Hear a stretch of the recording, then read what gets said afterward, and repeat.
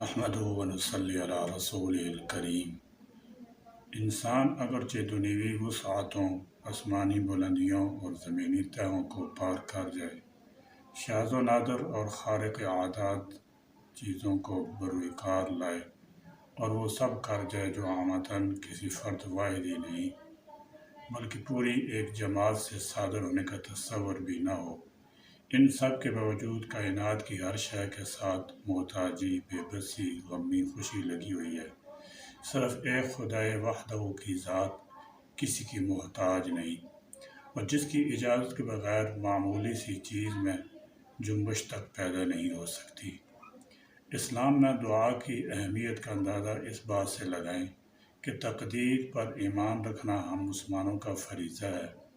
یعنی جو چیز ہوتی ہے یا ہوگی، ان تمام کو کاتب تقدیر نے باذن خداوندی لکھ دیا۔ اب اس میں تبدیلی ناممکن ہے، مگر دعا ایک ایسا ہتھیار ہے جس میں اللہ تعالی جل شانہ نے قضاء کو بھی تبدیل کر دینے کی قوت بخشی ہے۔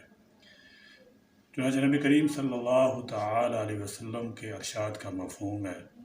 کہ قضاء کو ٹالنے اور دور کرنے والی چیز صرف دعا ہے۔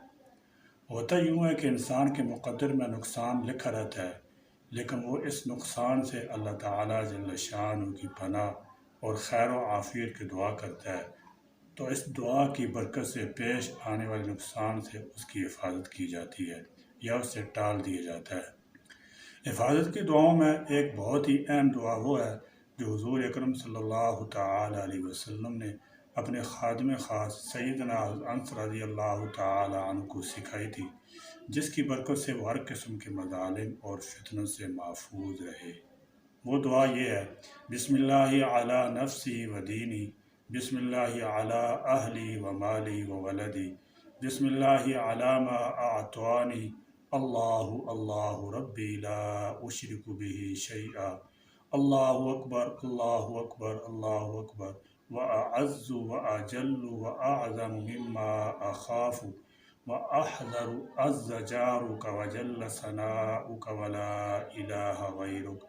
اللہم انی اعوذ بک من شر نفسی ومن شر کل شیطان مرید ومن شر کل جبار عنید، فإن تولوا فقل حسبی اللہ لا الہ الا هو علیہ توکلت وهو رب العرش العظیم،